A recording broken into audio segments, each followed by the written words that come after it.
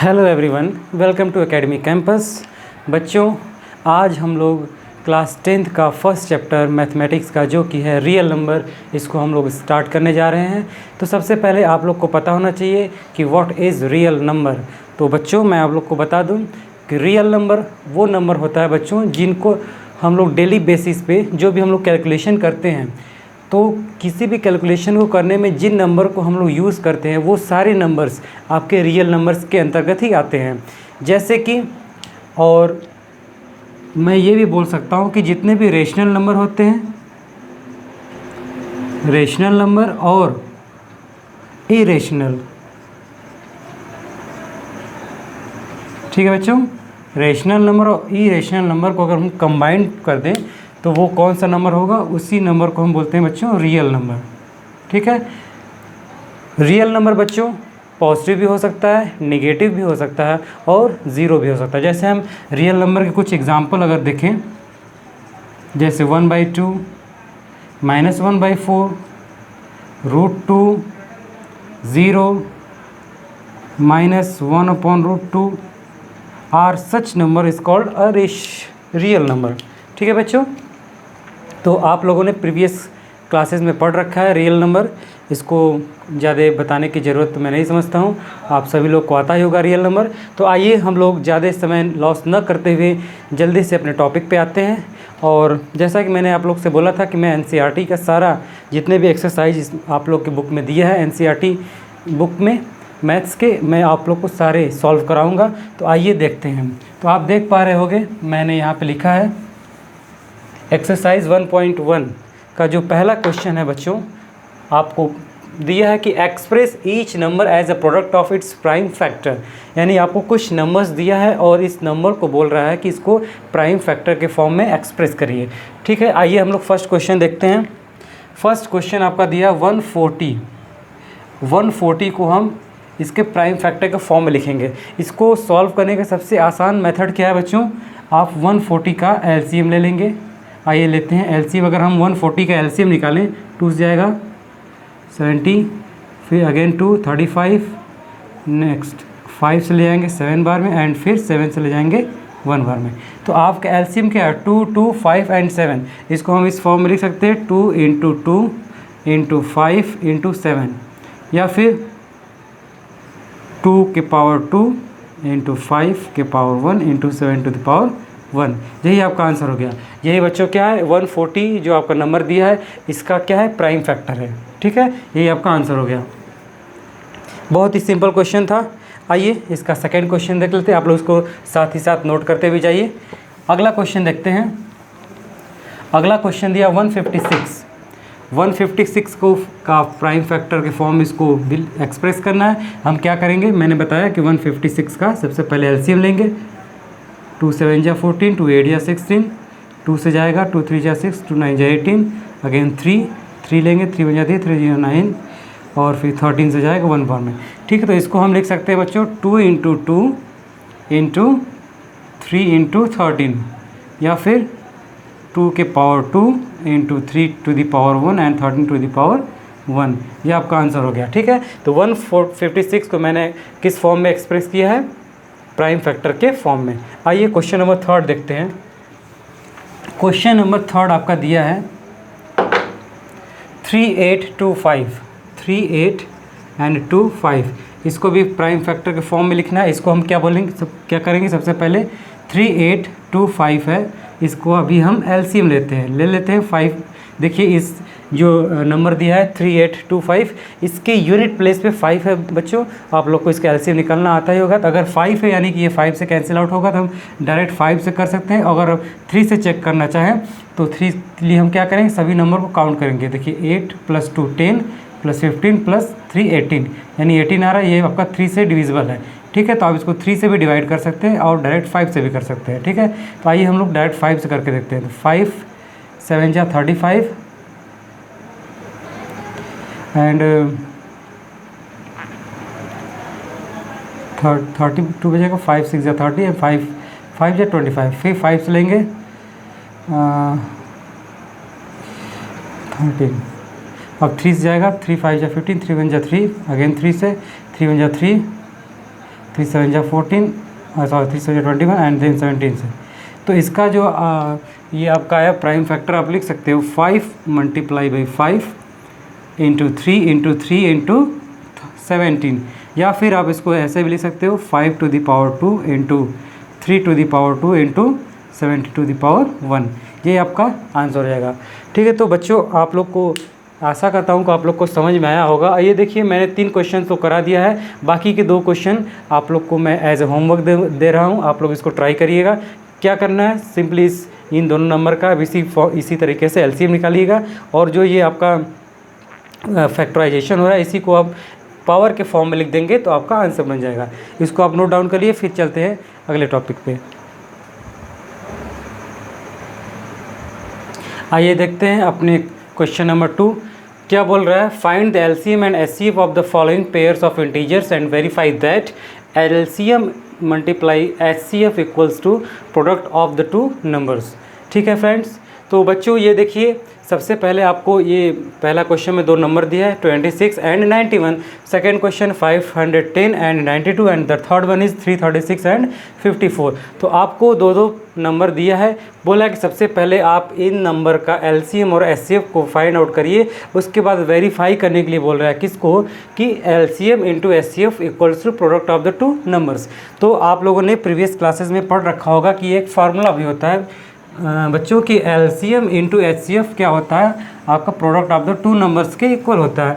ठीक, मान लीजिए कोई 2 नंबर है ए और बी, ठीक है, तो अगर हम इनका एलसीएम निकालते हैं और इसका एचसीएफ निकालते हैं, फिर बाद में उनको मल्टीप्लाई करते हैं, यानी कि HCF multiply by LCM of that number, वो इक्वल होगा product of these numbers. Okay, यानी कि LCM into HCF equals to product of this 2 numbers A into B. ठीक है, ये फार्मूला इसी को इस फॉर्म में इसने लिखा है कि LCM into HCF equal product of the 2 numbers. तो इसको आप लोगों ने प्रीवियस क्लासेस में पढ़ रखा है, तो इसको वेरीफाई भी करना। तो आइए सबसे पहले हम एलसीएम और एचसीएफ को फाइंड करते हैं। देखिए पहला आपका दिया 26 एंड 91, तो हम क्या करेंगे 26 का फैक्टर करेंगे और 91 का भी फैक्टर करेंगे। 26 को हम लिख सकते हैं 13 इंटू, अगर इस तरह नहीं कर पा रहे हैं तो कोई बात नहीं, आप डायरेक्ट इसका एलसीएम ले लीजिए 26 का और 91 का।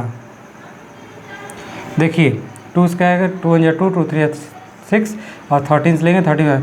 ये 13 का टेबल पढ़ेंगे 37 जा 91 होता है और देन 7 1 जा 7 होता है। तो आपने लिखा 26 का जो फैक्टर मैंने किया वो हो गया 2 इंटू 13 एंड 91 का हो गया 7 इंटू 13।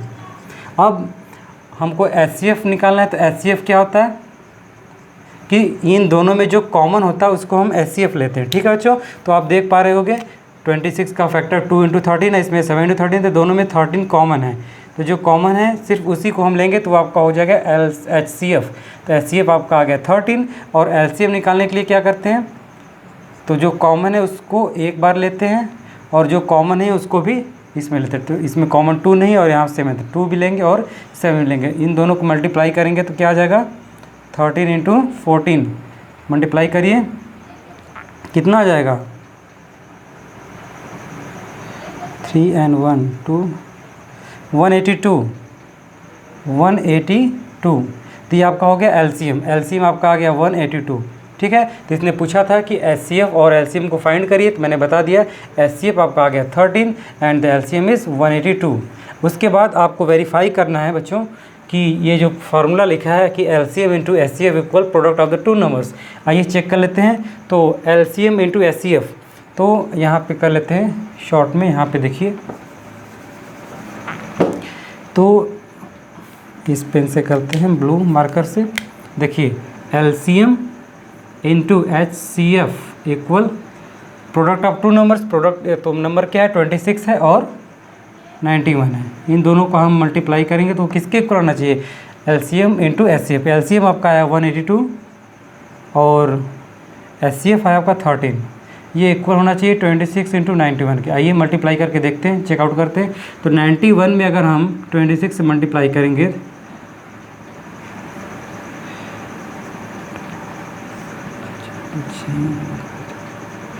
2366 आ रहा है, और तो यानी कि ये राइट हैंड साइड में आपका आ गया 2366 और फिर इधर लेफ्ट हैंड साइड में रखते 182 का मल्टीप्लाई करिए 13 में, देखिए 182 मल्टीप्लाई बाई 13 हो जाएगा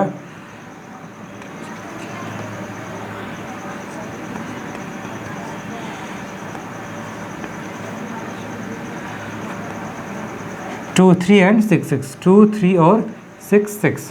तो आप देख पा रहे होगे LHS equal RHS hence proved.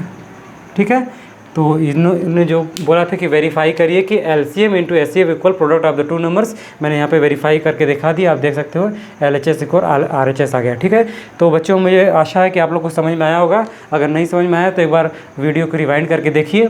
इसी तरह से question number 2 and question number 3 भी आप कर सकते हैं। क्या करोगे, सबसे पहले 510 और 92 का हम उसका फैक्टर करेंगे और उसके बाद SCF और LCM फाइंड आउट कर लेंगे, देन उन दोनों को मल्टीप्लाई करेंगे और इन दोनों नंबर का भी आपस में मल्टीप्लाई करेंगे। देन अगर LHS इक्वल RHS आता है, इसका मतलब कि आपका आंसर सही है। ठीक है, इसको नोट डाउन करिए, फिर आगे चलते हैं।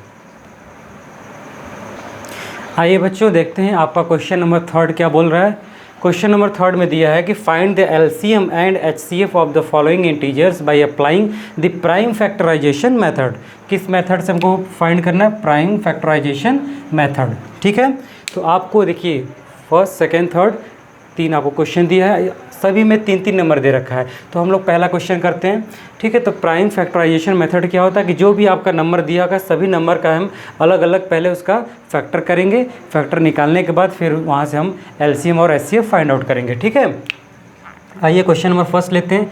12 है, इसका फैक्टर करेंगे, फिर 15 का करेंगे एंड देन 21 का करेंगे। ठीक है, तो जब 12 का आप करोगे तो 12 को हम क्या लिख सकते हैं, 6 इंटू 2, या फिर और इसको क्या लिख सकते हैं, 2 इंटू 3 इंटू 2 लिख सकते हैं। ठीक है, लिख सकते हैं। 15 को हम क्या लिख सकते हैं, 5 इंटू 3। अच्छा, और 21 को क्या लिख सकते हैं, 7 इंटू 3 लिख सकते हैं बच्चों।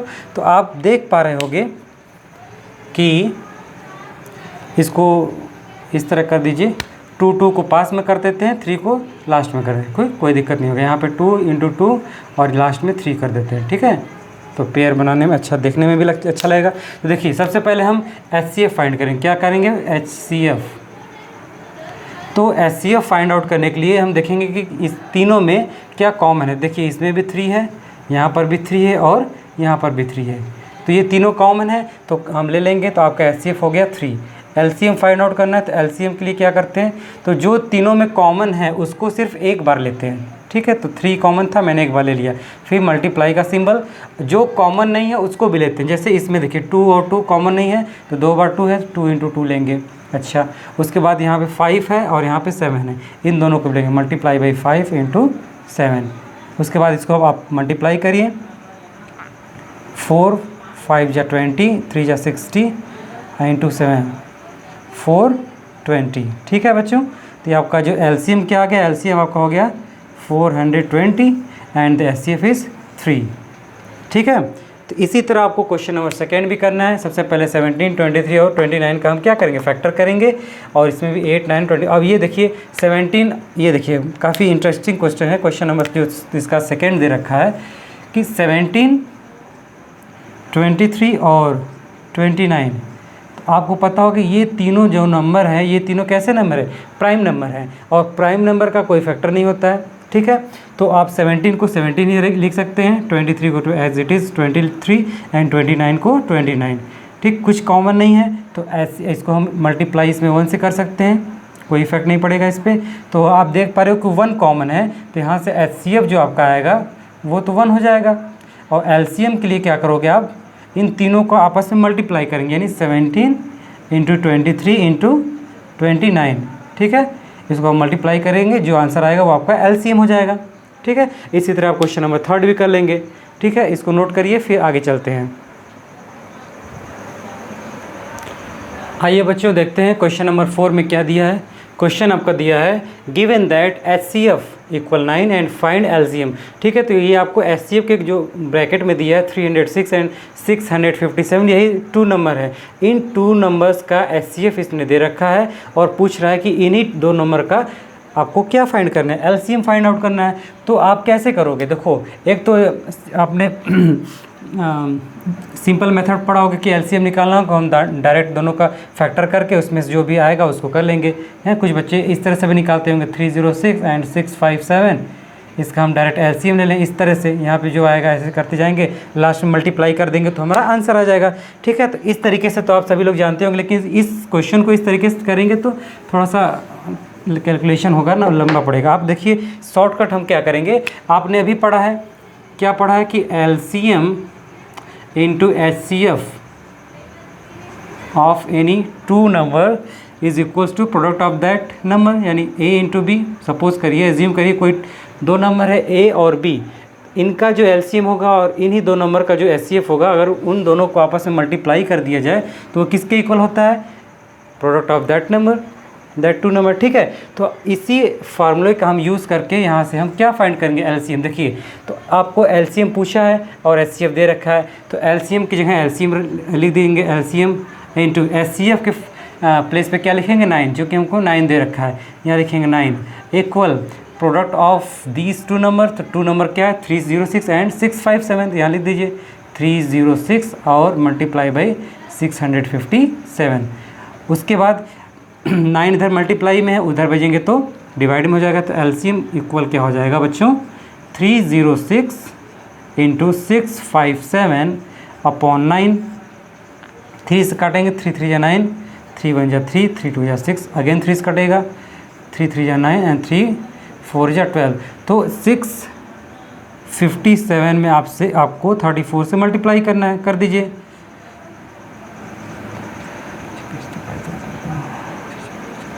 सिक्स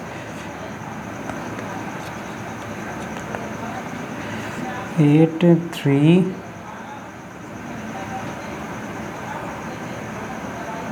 ठीक है, 2 2, तो आपका एलसीएम आ रहा है 2 2 3 3 एंड 8। ठीक है, ये आपका एलसीएम हो गया। कितना सिंपल मेथड था, किसका यूज़ किया हमने, LCM into HCF equals to A into B. इस फार्मूले का यूज़ करके हमने क्या फाइंड आउट किया है, एलसीएम। इसी तरह अगर इसी क्वेश्चन में क्वेश्चन हल्का चेंज कर दे कि एलसीएम आपको दे रखा है किसी दो नंबर का और एचसीएफ पूछेगा तब तो भी आप कर सकते हो, तो एलसीएम की जगह पे उसकी वैल्यू रखेंगे और मल्टीप्लाई करेंगे एचसीएफ से, इक्वल दोनों नंबर का आपस में मल्टीप्लाई करेंगे तो आपका आंसर आ जाएगा। इसको नोट डाउन करिए, फिर हम लोग आगे चलते हैं। आइए बच्चों देखते हैं, हमारा अगला क्वेश्चन है question number 5, which is check whether 6 to the power n can end with the digit 0 for any natural number n। यानी क्वेश्चन बोल रहा है कि आपको कोई एक नंबर दे रखा है 6 टू द पावर n।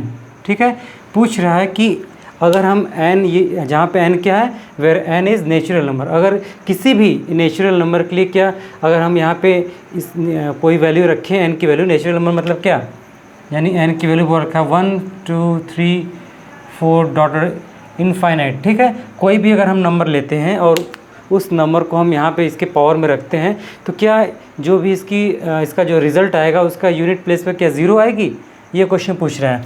तो हम देखते हैं कि अगर मान लीजिए अगर 60 हो जाता है, आप यहाँ 6 है, अगर किसी भी तरह हम इसको 60 बनाएं तो इसके यूनिट प्लेस पे 0 आप देख पा रहे होगे। इसका मतलब कि अगर किसी भी नंबर के यूनिट प्लेस पे 0 है, इसका मतलब कि वो 10 से डिविजिबल होगा।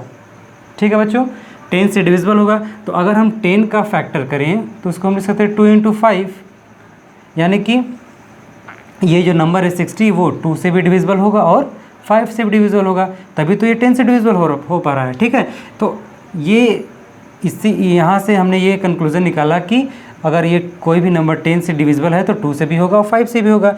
तो इसी तरह अगर हम 6 का फैक्टर करें तो 6 को हम क्या लिख सकते हैं, 2 इंटू 3, इसके पावर में n है ही।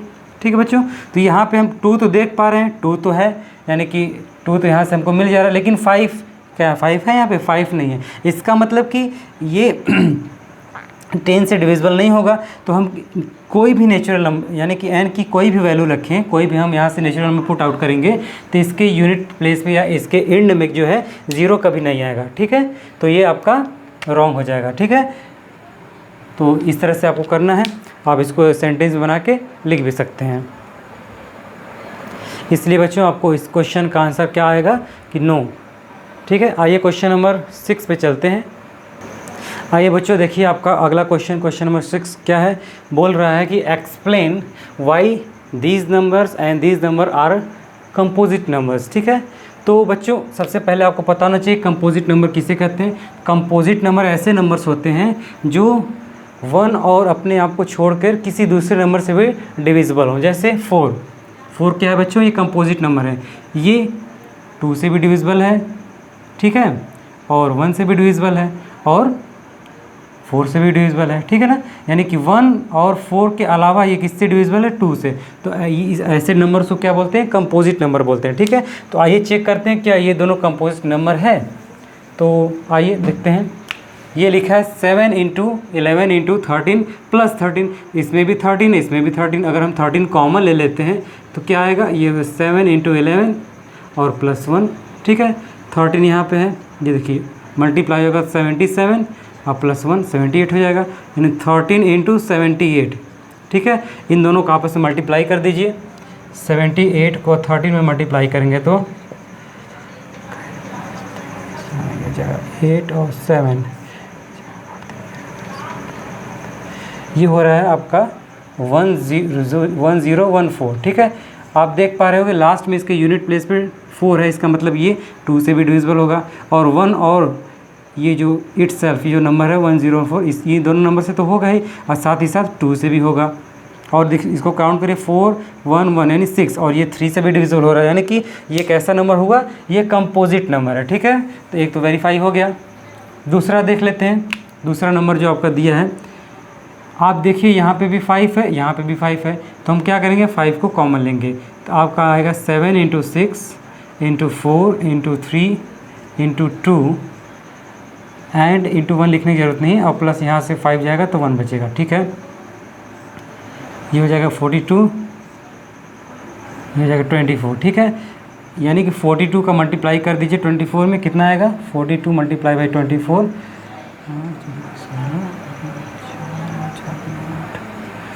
8 100, यानी कि 5 बाहर है, और मल्टीप्लाई देखिए ये हो गया 1008 एंड प्लस 1, ये वाला 1 बचेगा, तो आ जाएगा 5 × 1009। अब इसका मल्टीप्लाई करेंगे हम तो 45 5 ये, अब देखिए लास्ट में 5 है, यानी कि ये आपका क्या है, 5 से डिविजिबल है, ठीक है। तो ये भी आपका क्या हो गया, ये भी आपका कंपोजिट नंबर हो गया, ठीक है। तो हमने बता दिया कि ये दोनों नंबर कंपोजिट नंबर क्यों हैं, क्योंकि ये अपने आप को छोड़कर और 1 और अपने आप को छोड़ के किसी और नंबर से भी डिवाइड हो रहा है, इसलिए ये सब कंपोजिट नंबर है, ठीक है। इसको नोट करिए, फिर आगे चलते हैं। देखिए बच्चों, ये एक्सरसाइज 1.1 का लास्ट क्वेश्चन है। आपको क्वेश्चन काफ़ी बड़ा लग रहा होगा देखने में, लेकिन आपको डरने की कोई ज़रूरत नहीं है। क्वेश्चन हालांकि देखने में बहुत बड़ा लग रहा है, लेकिन इसका जो सॉल्यूशन है बहुत ही छोटा है। देखिए क्वेश्चन बोल रहा है, there is a circular path around a sports field, okay, Sonia takes 18 minutes, कितना, 18 minutes to drive 1 round of the field, while Ravi takes 12 minutes for the same. Suppose they both start at the same point and at the same time and go in the same direction.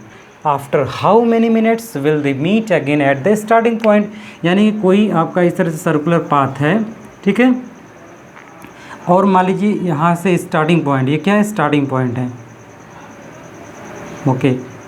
तो इस starting point से सोनिया जो है इसका एक round लगाने में 18 minutes लेती है, और जबकि रवि इसी ग्राउंड का एक राउंड लगाने में 12 मिनट्स लेता है। तो क्वेश्चन बोल रहा है कि अगर दोनों एक साथ स्टार्ट करें, ठीक, यानी इसी स्टार्टिंग पॉइंट से सोनिया भी एक ही डायरेक्शन में दौड़ना स्टार्ट करे और इसी सेम डायरेक्शन में रवि भी दौड़ना स्टार्ट करे, ठीक है, तो वो दोबारा एक दूसरे के साथ कब क्या होंगे, मिलेंगे, ठीक है। लिखा है ना कि how many times will they meet again at the starting point, यानी कि स्टार्टिंग पॉइंट वो दोनों दोबारा कब मिलेंगे। तो जब भी आपको इस टाइप का क्वेश्चन पूछेगा तो आपको क्या करना है, सिंपली कुछ नहीं करना है फ्रेंड, दोस्तों, आपको सिर्फ इन दोनों जो आपको टाइम दिया है इसका एलसीएम ले लेना है, और वही आपका आंसर हो जाएगा। तो दिया 18 और 12, इनका एलसीएम लेंगे तो क्या होगा, देखिए 18 का हम फैक्टर करेंगे या डायरेक्ट कर लेते हैं ना, फैक्टर करने की ज़रूरत है। देखिए ऐसे लिखिए 18 और 12, एलसीएम निकालिए, 2 9 जा 18, 2 6 जा 12, 2 से फिर लेंगे, 2 3 जा 6 एंड 3 से 3 3 जा 9, 3 1 जा 3 और अगेन 3। ठीक है, तो क्या हुआ आपका एलसीएम आ गया 2 इंटू 3 इंटू 3 एंड 2 जा 4 और 3 3 जा 9, 9 4 या 36। ठीक है, 36 मिनट, यानी कि after 36 minutes they will meet again at the starting point. This is the answer of this question. Okay, तो आई होप आप लोग को समझ में आया हो। जल्दी हम लोग इस रियल नंबर का एक्सरसाइज नंबर 1.2 लेकर आएंगे अपने अगले वीडियो में। तब तक के लिए देखते रहिए दोस्तों, आपका अपना channel academy campus. Thank you friend.